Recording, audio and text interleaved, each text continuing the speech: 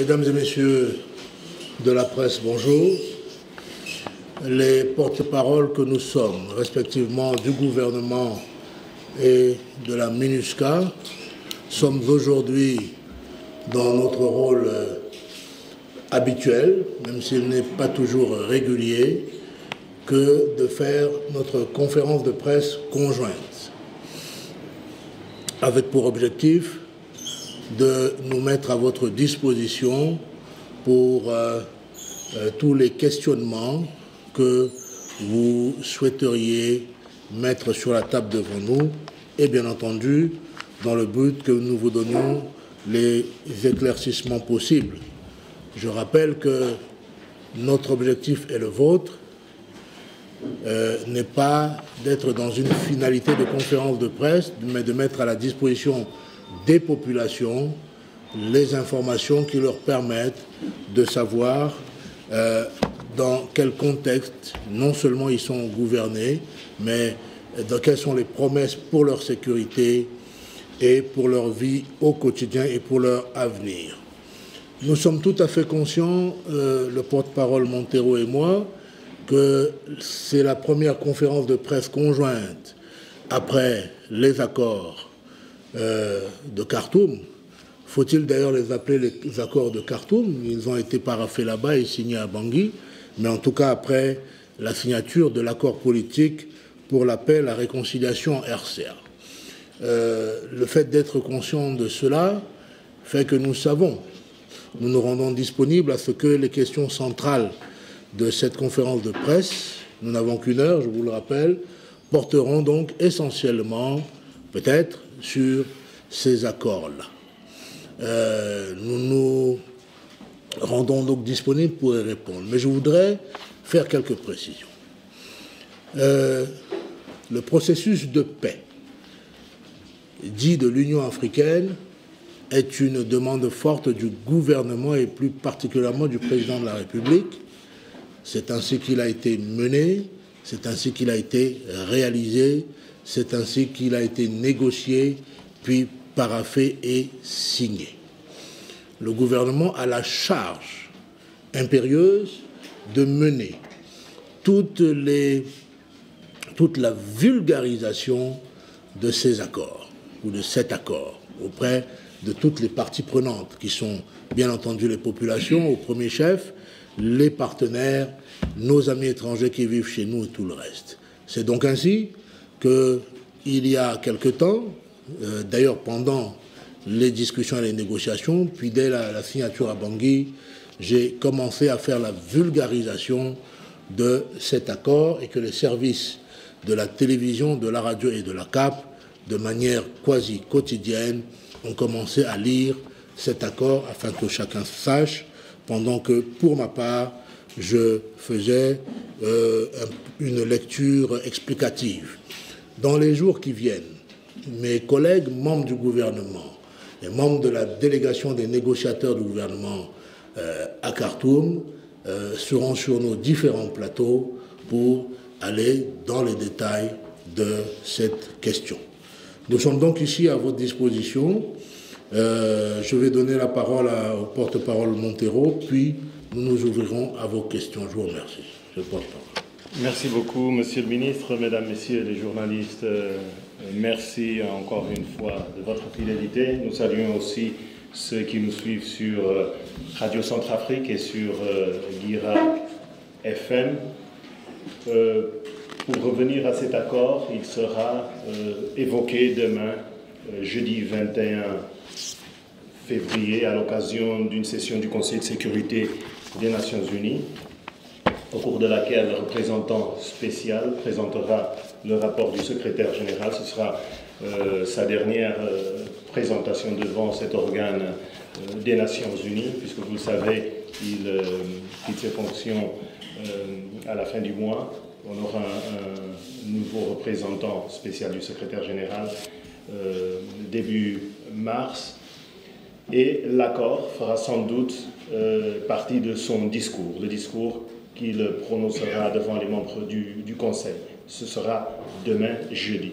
Le lendemain, le vendredi 22, ce sera autour du groupe international de soutien à la RCA de se réunir également à New York pour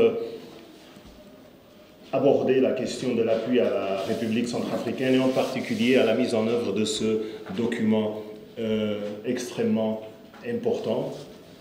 Les Nations Unies, l'Union africaine à Khartoum, lors des discussions avec les 14 groupes armés, les discussions entre la délégation gouvernementale et les 14 groupes armés avaient mis l'accent sur la nécessité d'appuyer l'accord. Le secrétaire général adjoint aux opérations de paix avait notamment cité le rôle de la MINUSCA qui devrait, je cite, aider à mettre en œuvre des mesures pour réduire la violence et l'insécurité affectant les civils dans les 16 préfectures. Donc, tous ces partenaires, et cela a été dit la semaine dernière lors de la visite de la délégation de consolidation de la paix, tous ces partenaires sont donc aux côtés de la RCA pour la mise en œuvre de cet accord, mais en même temps, et cela a été rappelé lors de la session du Conseil de sécurité, il y a un besoin de mise en œuvre rapide de ce document extrêmement important et les Nations Unies, la MINUSCA en particulier, je terminerai par là, Monsieur le Ministre, se tient prête à aider, à appuyer la Centrafrique dans la mise en œuvre du document, mais aussi dans la campagne de divulgation pour que la population, les partis, les différents partenaires se l'approprient et contribuent justement à son succès. C'est tout et on peut, à présent, Monsieur le Ministre, prendre des questions. Merci, M. Montero. Cette divulgation commence aussi par celle donc à travers la presse et nous prenons une première série de 5 questions. Nous vous écoutons. Alors, votre nom et votre organe. Je suis Pascal Zabouté de la presse francophone. Boutenet, presse francophone. Ensuite. Oui, monsieur. Marcelin indiqué les Capo. Quel organe? Les Moscou, Radio Les Moscou.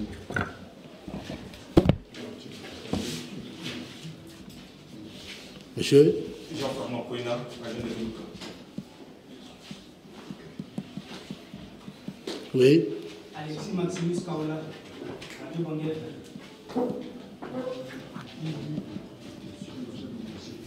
Encore une? Oui, monsieur.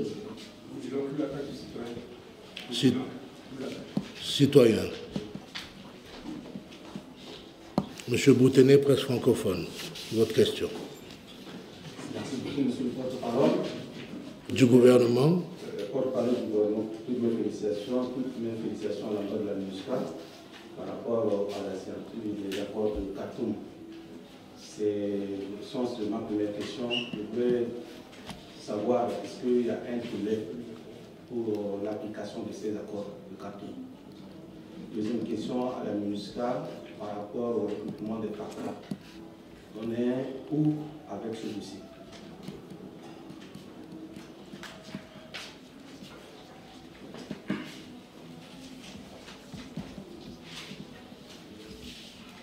Radio Lengo.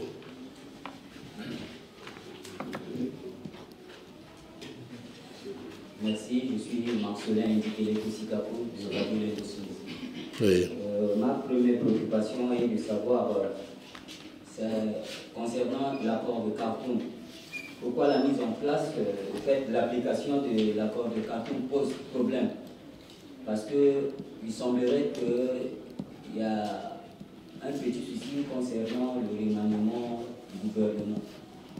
Est-ce que l'accord prévoit à ce qu'on puisse toucher un peu le remaniement du gouvernement? Ma deuxième préoccupation est à l'endroit de l'autre, le porte-parole de la MINUSCA. La MINUSCA a été passive devant l'attaque de Batangafo le mois dernier. Pouvez-vous nous donner quelques explications concernant votre position sur place à Batangafo? Je vous remercie. Est-ce qu'on peut avoir de la climatisation dans la salle? La clim. Bon, on va arrêter ça alors. Merci, Radio Lengo. Ndekeluka. Monsieur le ministre, l'article 21 de l'accord parle du gouvernement inclusif qui devait se mettre en place immédiatement dès la signature. Et l'article 11 aussi prévoit la mise en place de la commission justice où il y aura 8 membres du gouvernement et 5 membres des groupes armés. Ça a été fait, mais la mise en application de l'article 21 jusqu'à aujourd'hui tarde à venir en ce qui concerne le gouvernement inclusif. Quel est le problème? Et est-ce que le Premier ministre aura à déposer, à remettre au président de la République sa démission? Parce que déjà sur les réseaux sociaux, on parle même de fake news comme quoi le Premier ministre a remis au président de la République avant-hier à 19h sa lettre de démission et c'est lui, celle de son gouvernement. Confirmez-vous cette information? Là, c'est la première préoccupation. Vous parlez ici de la vulgarisation de cet accord. Là, c'est un fait. Mais au niveau du gouvernement, ça ne suffit pas parce qu'on peut dire que le gouvernement peut interpréter l'accord en sa faveur. Qu'est-ce qui empêcherait la mise en place du comité de suivi qui est prévu dans l'accord même? Parce que ça tarde à venir et que si on écoute le FPAC à travers son communiqué, on se demande, dès lors que le comité de suivi n'étant pas encore mis en place, en cas de blocage, vers qui les parties engagées ou les parties signataires peuvent se tourner. Voilà notre première préoccupation. Ça fait déjà deux. Hein. Notre dernière préoccupation, c'est ce qui concerne le gouvernement. Pour la MINUSCA, monsieur porte-parole de la MINUSCA, permettez-nous de sortir un peu du cadre de dialogue, mais la MINUSCA a été quand même... S'il vous plaît, vous allez nous poser des questions et non pas des longs développements, sinon je vais vous couper la parole. Ok, je pose directement ma question. Merci. Le MSF a incriminé la MINUSCA dans un rapport. Quelle est la réponse de la MINUSCA par rapport à ce rapport? Voilà. Merci. Non, vos questions étaient longues et détaillées. Donc ne nous faites pas croire le contraire ici. Citoyens.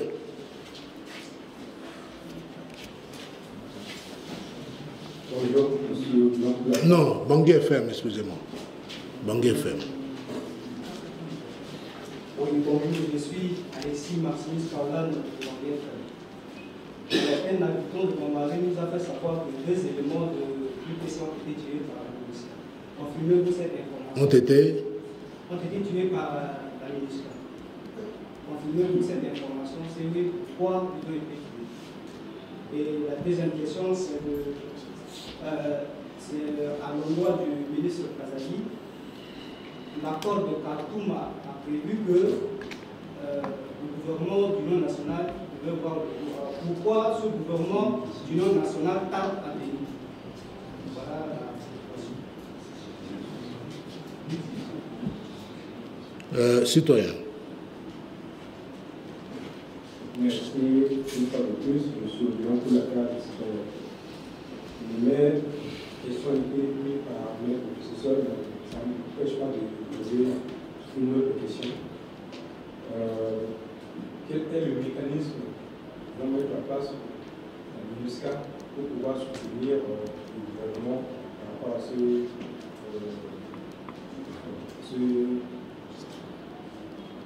dialogue? Par rapport à l'accord, hein? À cet accord. Et la seconde question, la population de Bambari s'inquiète du retrait du contingent portugais. Croyez que ce retrait n'est pas si tôt sur le porte-parole de la MINUSCA? Merci.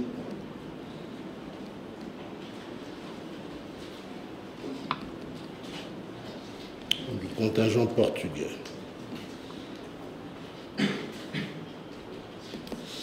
Merci, messieurs. Comme à l'accoutumée, je vais essayer de prendre les questions qui me sont adressées et vous prendrez les vôtres. Mais sachant nous pouvons intervenir sur les unes et les autres.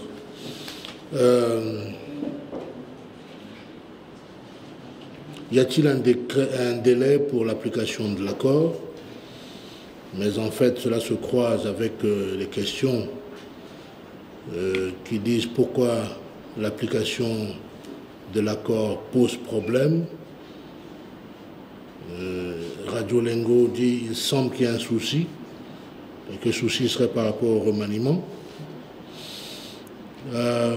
Ndekeluka, dans ses multiples et longues questions, nous a demandé, nous a fait ce qu'il pense être un rappel, en disant que le gouvernement inclusif devait être mis en place dès la signature de l'accord. Il a parlé de la commission justice qui tarde à être mise en place. Et il demande quel est le problème. Il a parlé de la démission du Premier ministre qui aurait eu lieu selon lui avant-hier, ou hier, vous avez dit, c'est ça? Avant-hier à 19h. La vulgarisation de l'accord qui, selon Ndekeluka, donc, devrait se faire non pas par le gouvernement, ou pas par le gouvernement seul, mais par les comités de suivi. Que faudrait-il faire en cas de blocage? Tout ça, c'est un peu la même problématique, le même questionnement. Le gouvernement d'union nationale demande Bangui FM pourquoi ce n'est pas mis en place. Bien. Alors, je vais répondre à chacun. D'abord, hier matin, nous avons eu un conseil de cabinet qui a eu lieu de 10h, je crois, jusqu'à 16h. Hier donc, hein, il a été présidé, ce conseil, par le Premier ministre Sarangi. Le Premier ministre Sarangi, qui a présidé donc ce conseil des ministres hier. Ça vous répond à votre question. Il n'a donc pas démissionné. Il n'aurait pas pu présider un conseil de cabinet. D'accord? Ensuite, certains d'entre vous disent, mais pourquoi l'application de l'accord pose problème? Mais moi, je ne vois aucun problème à l'application de l'accord. Il y a eu un accord. Cet accord que nous avons mis à disposition, M. Pizingo, directeur de l'information qui est ici, l'a lu in extenso jusqu'à dans ses annexes. Donc vous connaissez les dispositions qui sont dans l'accord. Je veux donc vous rappeler, soit peut-être parce que vous ne l'avez pas bien lu ou vos questions comportent des aspects peut-être de malice journalistique, mais à aucun moment il n'a été donné de délai impérieux ou impératif. Quand on dit immédiatement après la signature de l'accord, mais ça veut dire que dès lors que l'accord est signé, on prend toutes les dispositions qu'il faut pour faire ce qui est demandé ou requis. Et ce qui est demandé ou requis peut prendre 4 jours, 5 jours, 3 minutes, 2 mois, sauf quand il y a des délais spécifiques, et c'est le cas ici, qui sont mentionnés. Telle chose doit être faite au maximum dans les 30 jours, dans les 60 jours, dans tel ou tel jour. Je ne vois pas où il y a un problème. Au contraire, bien au contraire. L'accord est en train d'être mis en œuvre. Nous commençons, nous, la vulgarisation, celle que peut-être j'attends d'avoir votre attention parce que c'est à vous, entre autres, que je réponds. Donc cette vulgarisation, elle a commencé. Par exemple, plusieurs textes ont commencé à être pris par le gouvernement. Il y a plusieurs décrets, il y a même un arrêté. Ce qui crée la commission inclusive chargée d'examiner tous les aspects liés aux événements tragiques, du conflit, etc. Il y a eu un décret pris qui est relatif à la création du mécanisme, vous en parliez tout à l'heure, de mise en œuvre et de suivi de l'accord. C'est le décret 19039. Il y a un autre décret qui a été pris aussi, portant mise en place du comité technique de sécurité de l'accord politique pour l'appel à la réconciliation. Et je peux vous garantir qu'il y en a d'autres. Certains seront lus aujourd'hui, peut-être plusieurs, peut-être un seul, d'autres demain. Mais il faut que cela se mette en place. Et en toute responsabilité, dans le calme et dans la sérénité. De la même manière que le gouvernement s'est engagé à discuter et nous a amené aux discussions de Khartoum, à la négociation et à la signature, sans aucune pression, ou en tout cas en résistant même à des pressions, mais nous sommes arrivés à ce résultat, et il serait contre-productif, après avoir fait tout ça, que de ne pas faire la suite. C'est-à-dire qu'en réalité, on a travaillé pourquoi? Tout ça, c'est pour arriver à l'accord, mais non, c'est pas ça. C'est de mettre en œuvre l'accord. Donc, le gouvernement n'est pas suicidaire. Le gouvernement, le chef de l'État, sont en train de mettre en place tous les éléments de l'accord. Je voudrais quand même, à vous tous, parce que c'est la plupart d'entre vous qui êtes inquiets, je peux comprendre, et qui posez ces questions. Mais pourquoi alors ne poser que celle-là relative au gouvernement? Il est dit dans l'accord, par exemple, que immédiatement après la signature, tous les groupes rebelles doivent se dissoudre, doivent être dissolus. Vous avez entendu un communiqué qui vient de ces groupes-là, qui dit « ça y est, nous avons dissolu les groupes ». Est-ce que vous avez entendu? En tout cas, moi, je n'ai pas entendu. Je n'ai pas entendu ce que vous n'avez pas entendu. Et est-ce que c'est une raison pour qu'on aille incriminer les groupes armés et dire que, voilà, vous mettez l'accord en danger? Soyez un peu sérieux. Mais il faut laisser le temps. Ils vont s'organiser, ils vont faire comme ils le peuvent. Et ne pensez pas que le dialogue est interrompu entre le gouvernement et les groupes armés. Il y a un dialogue qui continue. Mais on n'a pas besoin de ce dialogue de le mettre sur la place. Bon, vous en êtes tout dans ça, voilà ce qu'on fait, voilà ce que. Je voudrais vous appeler à un peu plus de sérénité. Tout ce que nous avons fait, c'est dans le but d'arriver à la mise en œuvre d'un accord solide pour avoir une paix durable. Mais on ne peut pas faire cela en allant dans une précipitation ou sous une pression qui est en réalité une pression politique, pour dire changez-nous vite ce gouvernement, etc. On ne va pas céder nous n'avons pas cédé aux manipulations et aux pressions, on ne va pas le faire aujourd'hui. On nous a dit qu'il fallait immédiatement changer le Premier ministre. C'est marqué où ici? Moi, je n'ai pas lu ça là-dedans. C'est nulle part. Il faut qu'on clarifie un peu les choses. Donc, faites attention à cela. Le gouvernement, tous, les Centrafricaines et les Centrafricains ont été exigeants de vouloir que ces discussions se fassent dans le cadre du respect des institutions, de la Constitution. La Constitution de notre pays veut que le changement de gouvernement, le choix du Premier ministre est à la discrétion du chef de l'État. Vous et moi, nous tous, nous avons demandé que cette Constitution soit respectée. C'est ce qui est en train d'être fait. Donc, il n'y a aucun problème pour l'application de l'accord. L'application pose problème, non. Il est en train. C'est ce que je vous redis là à l'instant. Il n'y a pas de souci quant au remaniement. Ça, le chef de l'État, il prend certainement son temps pour faire le remaniement qu'il devra faire. Et il n'y a été imposé nulle part de le faire de telle ou telle manière. Je dis nulle part. Sinon, trouvez-moi l'article et lisez-le-moi. Ensuite, oui, on a parlé d'un gouvernement inclusif, et c'est bien. D'ailleurs, tout ce qui a été fait là doit être sous le sceau de l'inclusivité. Parce que le manque d'inclusivité fait partie des multiples raisons, des multiples crises dans lesquelles nous sommes. Donc tout ce qu'on doit faire, c'est-à-dire faire en sorte que les Centrafricains de l'Est, de l'Ouest, du Nord et du Sud et du Centre se sentent inclus, se sentent dans la République, se sentent faire partie de la nation. Voilà ce qui, en réalité, sous-tend et soutient cet accord. L'inclusivité de tous les Centrafricains. Et ça n'a pas de sens de se focaliser sur une inclusivité gouvernementale et de faire tout le reste. Le gouvernement n'est rien sans la population.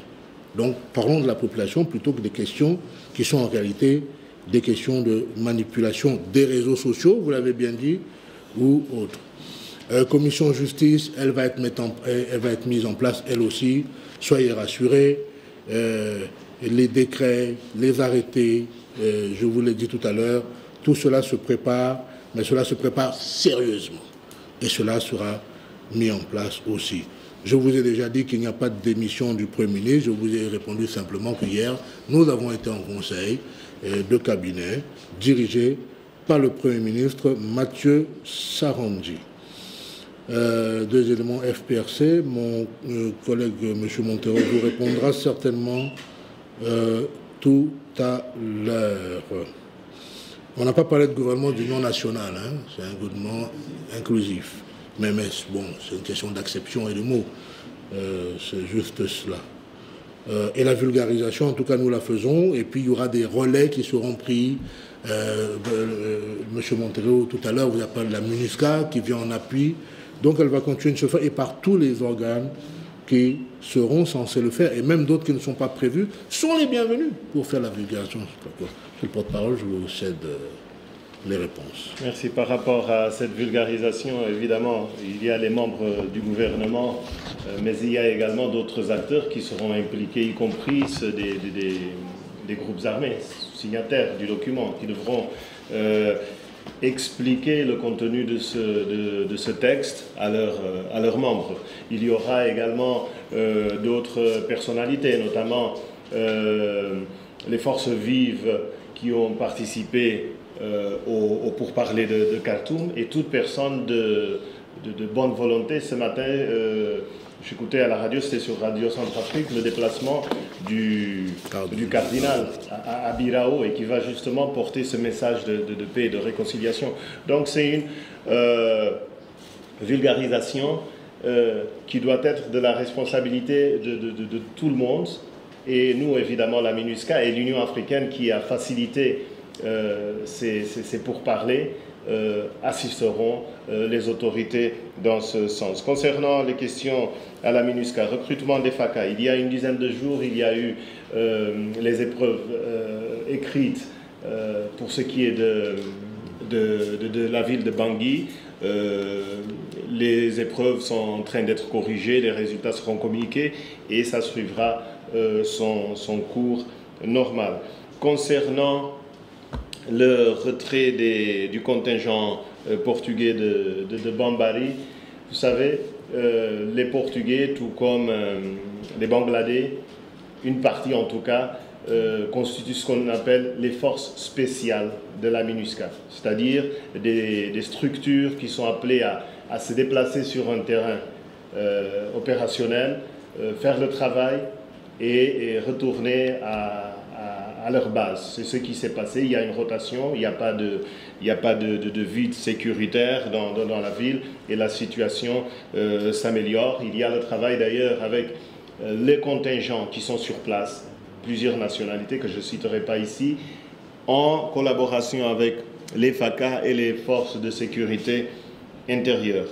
Pour ce qui est de la question de Bangui FM, des éléments UPC tués, je ne dirais pas des éléments de l'UPC, mais nous savons qu'hier, 2 éléments armés non identifiés qui circulaient à moto ont ouvert le feu sur nos hommes qui ont riposté. Il y a eu 2 victimes. On ne sait pas, ça s'est passé sur l'axe Bambari-Alinda. Et pour finir, c'est une question de radio d'Ekeluka et également le citoyen concernant le rapport de MSF. Nous avons reçu ce rapport le jour de sa publication. Le rapport dit que la MINUSCA n'aurait pas fait le travail comme il faut. La MINUSCA aurait pu mieux faire concernant certains aspects, en ce qui concerne notamment la prévention de l'incendie du camp, mais ce rapport oublie de dire ce que la MINUSCA a fait en termes de protection des populations. L'incendie a eu lieu le 31 dans la partie sud de ce camp de déplacés. Il y a eu une panique, il y a eu une tension et le travail et la réponse immédiate des casques bleus sur place a été de sécuriser les acteurs humanitaires, l'autorité et les déplacés qui se tournaient, qui se dirigeaient vers le poste militaire avancé. Et c'est ce travail qu'ils ont fait. Par la suite, il y a eu des patrouilles dans la ville. Le rapport d'ailleurs parle d'une intervention de ces patrouilles contre un groupe armé. Et face au nombre limité d'hommes, un poste militaire avancé qui a à Batangafo depuis 4 ans, il y a évidemment des remplacements de troupes, il y a eu un renforcement avec des soldats additionnels pour permettre le retour progressif des déplacés. Pour résumer, on aurait pu faire mieux en ce qui concerne cette prévention d'incendie, mais la force qui était sur place au moment de ces événements a apporté la réponse qu'elle devrait apporter. Il y a eu 2 recommandations dans ce document, je terminerai par là. L'une concernant une éventuelle enquête. Il y a eu une investigation interne, un rapport sera publié et des mesures ont été prises pour que la présence de la MINUSCA sur le plan civil, mais également avec des policiers, a été consolidée. Et en plus de la présence de nos agents civils, dans quelques temps, il y aura un peloton de policiers de la MINUSCA qui partiront de Bouar pour Batangafo. Merci, monsieur le porte-parole de la MINUSCA. Je vais vous aider. Nous allons continuer l'exercice par une autre série de questions, mais je veux, à la suite de nos premières interventions, là, dire ceci. Le gouvernement, les groupes armés, accompagnés par la communauté internationale, ont décidé, c'est ce qu'ils ont montré à travers les négociations, leur engagement, leur paraphe et leur signature, donc le gouvernement et les groupes armés ont décidé de s'accorder pour un retour à la paix durable, si ce n'est définitive. Qu'est-ce que ça veut dire? Il faut qu'on revienne un peu là. Ça veut dire que chacune des parties a signifié qu'il s'engage à faire tout ce qui est en ses moyens et en ses capacités pour respecter cet accord et aller vers la paix durable. Est-ce que ça veut dire qu'il n'y aura pas d'incident? Non. Je peux même dire qu'il y aura forcément des incidents. Il y aura forcément des difficultés. Il y aura peut-être des tentatives de recul. Mais est-ce que cela voudra dire que l'accord sera tombé en désuétude? Non. Je sais bien que d'un point de vue journalistique, il faut chercher du scoop, il faut plutôt chercher ce qui coince, ce qui ne marche pas, mais pour ce qui concerne le gouvernement. Et en tout cas, tel que l'ont déclaré les groupes armés, les partis sont engagés à faire tous leurs efforts pour aller vers la paix, mettre cet accord-là en œuvre. Mais je répète, Dieu nous en garde, mais il est très probable qu'il y ait des incidents, qu'il y ait des tentatives de recul. Il y a des dispositions qui sont prises ici. Donc je crois que c'est cela qu'il faut se dire aussi. C'est cela aussi qu'il faut se dire. Mais nous gérerons les incidents, qu'ils soient petits, qu'ils soient graves ou moins graves. Parce que la responsabilité de savoir qui en aura. Et ce n'est pas au premier incident que nous allons dire cet accord est obsolète et ne tient pas la route et de le dénoncer. Parce qu'il y aura aussi des gens qui vont dire oh, on n'est plus d'accord. Mais alors, voilà ce que je voulais dire quand même d'entrée de jeu pour que vous sachiez. Deuxième série de questions.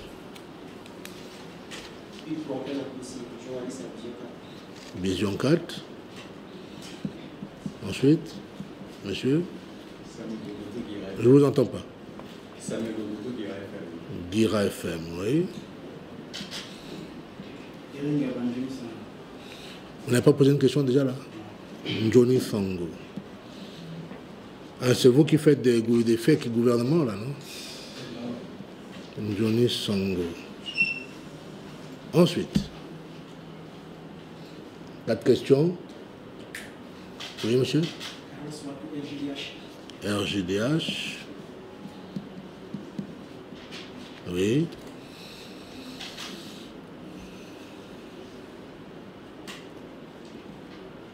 Bon, vous savez aussi que quand je réponds souvent, ou quand j'interviens, c'est avec tout mon engagement. Mais dans mes réponses, il n'y a aucune tentative d'intimidation ou de quoi que ce soit. Je fais confiance en vos capacités de journaliste que vous êtes, n'est-ce pas? Mais sachez-le, moi, je réponds, moi, avec mes convictions et avec mon engagement. Je voulais quand même dire cela. Vision 4. Vision 4, c'est là. Merci, monsieur le ministre. Suite au mouvement d'humeur des Pakas qui sont allés à la retraite, le gouvernement avait décidé de mettre en place une commission chargée de réfléchir sur ce dossier pour en trouver des solutions. Je voudrais savoir si est-ce qu'il y a des avancées dans le travail de cette commission. C'est noté. Guira FM. Merci, monsieur le ministre. Vous avez parlé des silences, c'est ce que je ne sais pas. Au cas où les silences si vous venez, comment le gouvernement attend pour gérer cela. Merci.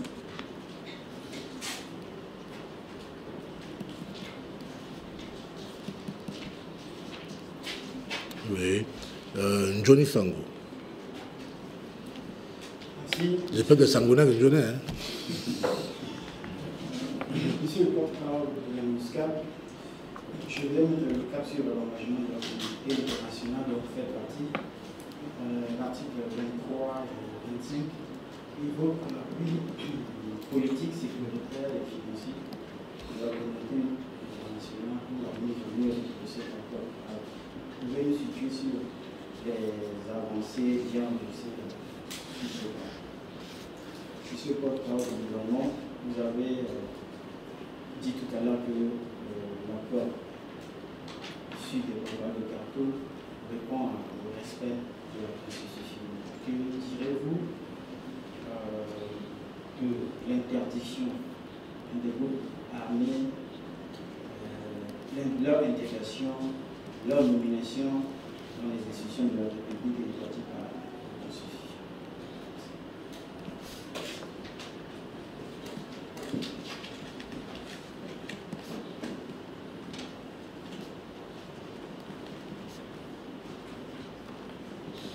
RJDH.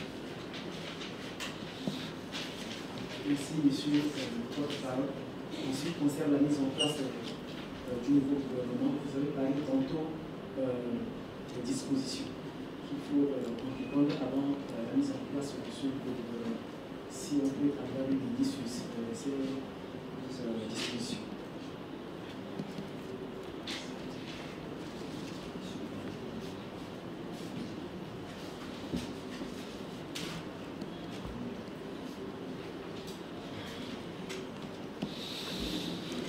Merci pour cette série de questions qui certainement répondent à des préoccupations.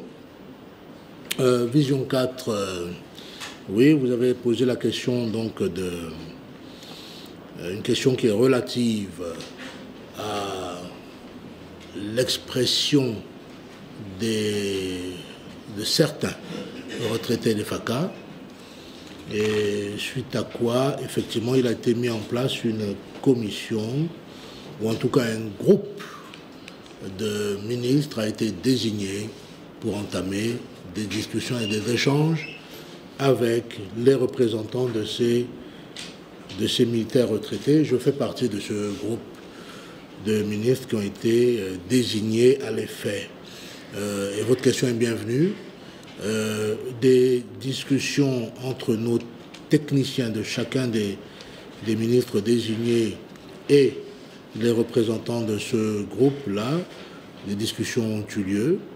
Un rapport a été remis hier ou devait l'être aujourd'hui, de manière à ce que nous, les politiques, donc les ministres, nous puissions nous concerter dessus. Et à partir de quoi, si ce n'est aujourd'hui, demain, en tout cas dans un bref délai, nous allons nous retrouver avec les intéressés. Donc tout cela pour dire que oui, le travail continue sur cette question-là. Et bien sûr, cela sera médiatisé à chaque fois que, tel que le gouvernement a fait à chaque fois sur cette question-là. Guira FM. Oui, en cas d'incident, que faire? En fait, oui, comme vous, je ne souhaite pas l'incident. Je dis. C'est-à-dire que je nous appelle à un sens de responsabilité. C'est ça le sens de ce que j'ai dit là.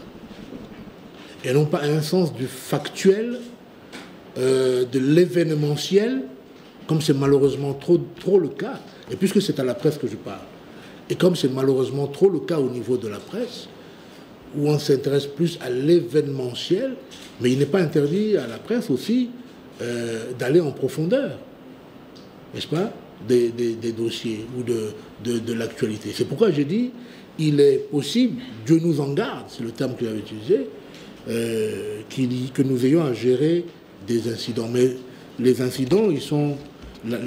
comment faire, c'est votre question, c'est dans l'accord. C'est dans l'accord. Que faudra-t-il faire au cas où il y a ceci ou cela? Donc je pense que tout est dans l'accord. Je veux simplement dire que soyons responsables. C'est possible qu'il y en ait, mais grâce à Dieu, peut-être qu'il n'y en aura pas, mais s'il y en a, on ne peut pas crier haro sur le bonnet. Voilà ce que je voulais dire. Il y a une question qui est plus pour monsieur le porte-parole Montero, article 23-25. Je vais donc faire ma réponse à RGDH. Bon, j'ai parlé de dispositions avant la mise en place du gouvernement. Je voulais simplement dire que, de la même manière que j'ai dit que de l'autre côté, si les groupes armés ne se sont pas auto-dissolus immédiatement après l'accord, comme cela a été dit pour la mise en place immédiatement après l'accord de gouvernement, c'est simplement qu'eux-mêmes, bon, alors, il y a eu des groupes armés, ils sont mis en place, est-ce que c'est par un claquement de doigts? Ça ne serait pas responsable. Il faut bien qu'ils disent, mais nos gens sont où? Il y a qui? Il y a comment? On le fait comment? Qui va au DDR? Qui va à machin? Et puis, ils vont... C'est la même chose. Côté du gouvernement, il y a des mécanismes, n'est-ce pas? Pour d'abord comment on appelle ça?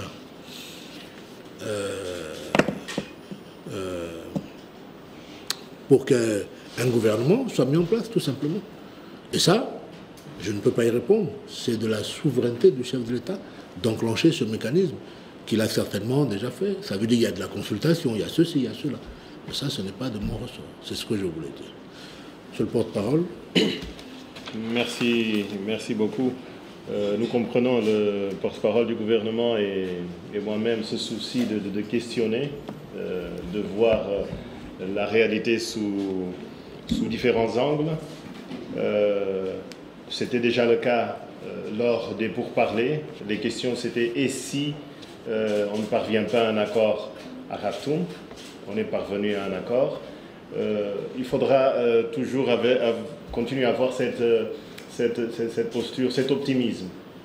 Cet optimisme auquel ont fait allusion tous les représentants de la communauté internationale qui sont passés par Bangui ces derniers jours. Le ministre et porte-parole l'a dit, il y aura des incidents. Et je sais qu'on me l'a demandé, une certaine presse est en train de traquer chaque incident pour dire voilà, on viole. Et l'incident auquel Bangui FM fait allusion en citant le nom d'un groupe, nous on n'a pas dit qu'il s'agit du groupe A, B ou C. Il s'agissait de deux individus à moto armés qui ont ouvert le feu sur nos hommes et nous avons répondu par le feu.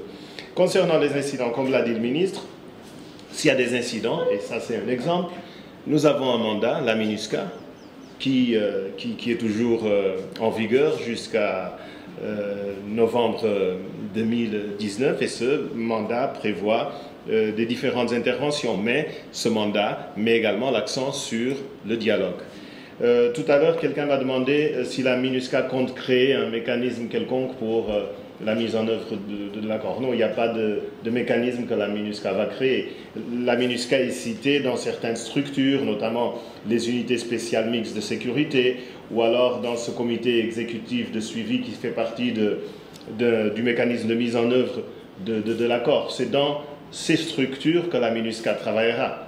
Évidemment, à l'interne, nous avons, comme le gouvernement, comme l'Union africaine, comme tous les partenaires, notre manière de fonctionner, mais ce sera dans le cadre de cet accord qui a été signé à Bangui. Sur la dernière question, sur l'engagement de la communauté internationale, vous avez certainement suivi les déclarations du sous-secrétaire général pour la consolidation de la paix qui était là la semaine dernière, M. Fernandez Taranco, qui a dit, entre autres, que l'accord pourrait être financé par le Fonds de consolidation de la paix. Le Fonds de consolidation de la paix, qui est un mécanisme de l'organisation qui finance des projets depuis 2008 pour une valeur de 71 millions de dollars. Donc, voilà un cas concret, mais, comme je l'ai dit, les partenaires se rencontreront vendredi 22 à New York et ils aborderont cette question extrêmement importante.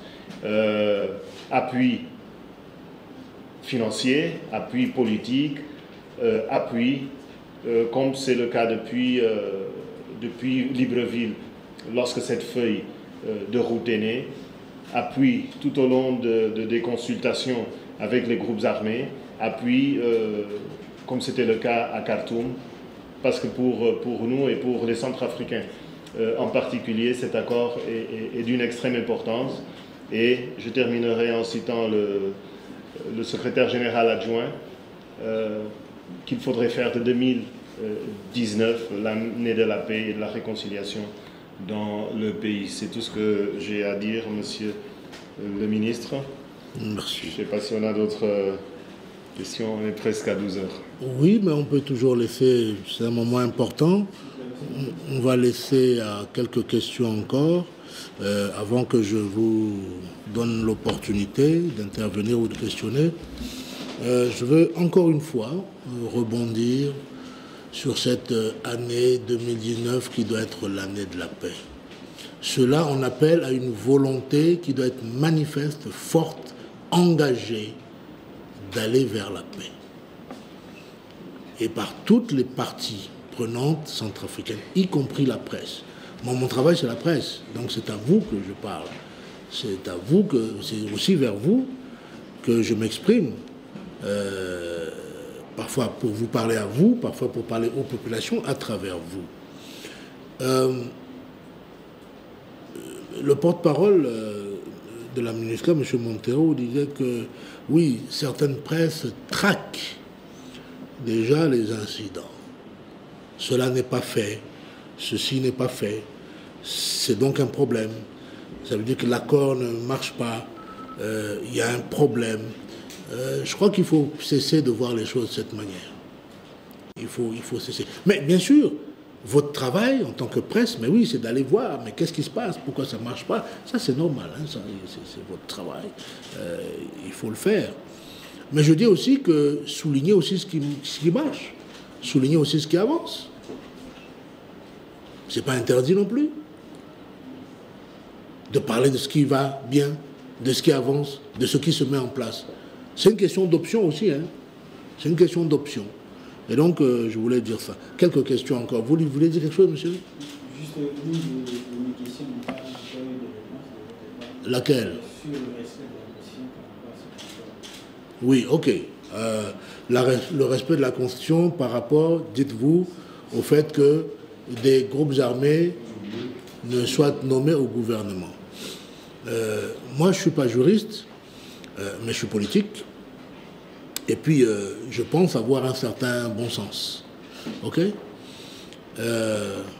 Aujourd'hui, là où nous sommes maintenant, il y a des représentants, n'est-ce pas, des groupes armés au gouvernement, oui ou non?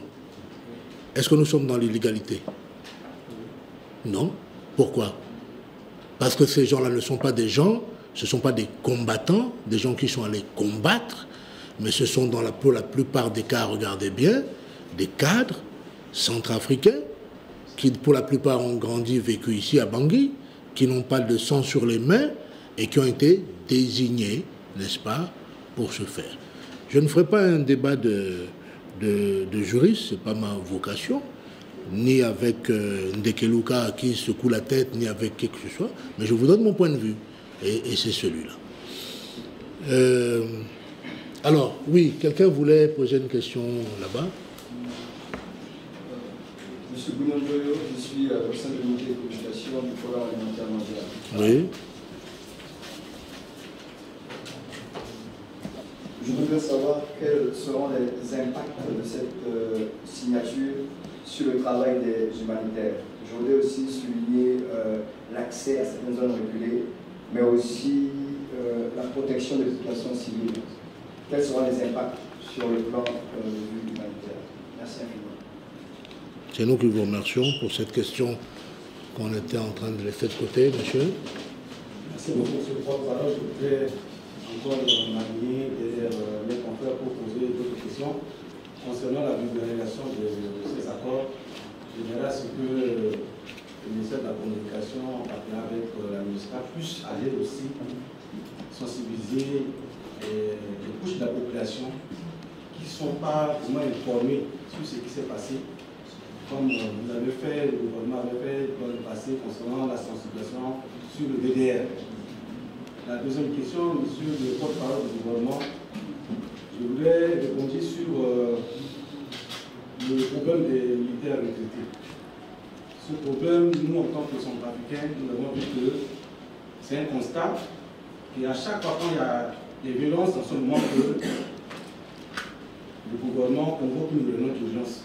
Est-ce que c'est une bonne manière? Je vous remercie.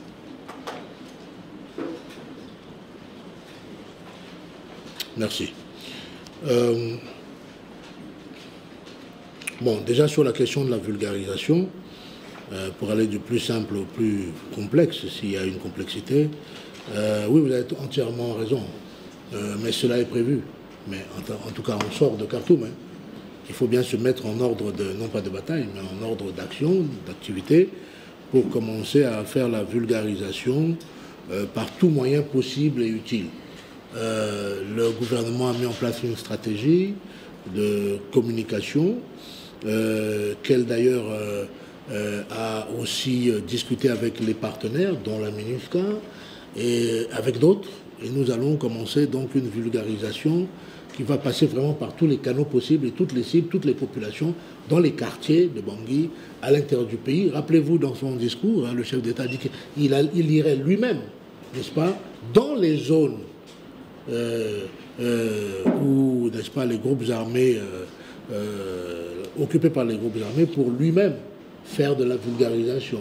Le cardinal vient de commencer, etc. Donc vous avez raison, et c'est important de le dire, c'est chaque Centrafricain doit savoir, connaître le contenu et qu'est-ce que cela veut dire pour sa vie au quotidien. Et justement, pour la vie au quotidien des Centrafricains, la question, votre question, monsieur Dupam, est bienvenue, l'impact sur les humanitaires. Tout à l'heure, certainement, mon collègue Montero vous dira quelques mots là-dessus, mais ce que je veux dire aussi, c'est l'impact sur, au-delà d'une cohésion sociale retrouvée, l'impact sur l'activité économique de base des Centrafricains. C'est-à-dire qu'ils puissent aller au champ, tout simplement. Il y a des endroits où les Centrafricains ne peuvent même pas faire 2 kilomètres pour aller cultiver. Ils deviennent des mendiants alors que ce sont des populations laborieuses qui cultivent leur mil, leur sorgho, leur manioc, ou ne serait-ce que pour se nourrir elles-mêmes et pour vendre. Je crois que ça doit être parmi les premiers impacts, n'est-ce pas, de cela, une activité retrouvée, une circulation qui redevienne fluide, etc. Et vous avez raison. Il y a 2 jours, nous avons fait, certains membres du gouvernement et les partenaires techniques et financiers, une réunion quant à l'implication plus forte encore du RCPCA dans l'accord, par rapport à l'accord. Et nous avons travaillé pour voir de quelle manière, n'est-ce pas, le RCPA, non pas réorienté, mais puisse être utilisé au mieux, n'est-ce pas, pour mettre en œuvre des aspects de l'accord. Et donc vous avez tout à fait raison, l'accord de paix ouvre plusieurs fenêtres d'espoir, y compris celle que de permettre aux populations de reprendre une vie économique, n'est-ce pas, soutenable. La question des retraités, mais en fait c'est la question, votre question ne porte pas sur les retraités, elle porte sur la non-proactivité, peut-être c'est ce que vous voulez dire du gouvernement. Bon, d'abord il faut dire que quand il y a un problème, on va le régler d'abord, premièrement. Un problème se pose, qu'il soit par la violence, comme vous dites, ou par autre chose, mais il se pose, il faut bien aller le régler. Et puis, parce que je ne vais pas commenter la question des militaires retraités, puisque nous sommes en discussion. Le fait simplement de le commenter... Donc... Non, j'ai bien compris, mais, vous savez, il y a des moments où, pour nous, et moi qui vous parle, dans le cas spécifique des retraités, pour nous, peut-être qu'il n'y avait pas de problème, parce que les questions avaient été résolues. Et on peut parfois être surpris de voir qu'on nous dit qu'il y a un problème. Alors que ce qui devait être payé, dont on parle n'existe pas, etc., etc. Donc évidemment, là, il faut bien qu'on aille réagir à ce qui se passe. Maintenant, est-ce que vous dites cela pour dire que cela arrive souvent? Bon, je ne sais pas. Mais en tout cas, pour ce qui me concerne, le devoir, c'est aussi de réagir et d'éteindre les crises. M. Montero, on parle d'impact sur les humanitaires. Et je crois que ce sera nos dernières réponses. Comme l'a dit le ministre, toutes les couches sociales, tous les acteurs seront touchés. Et si vous regardez l'accord en ce qui concerne les engagements des groupes armés, article 5,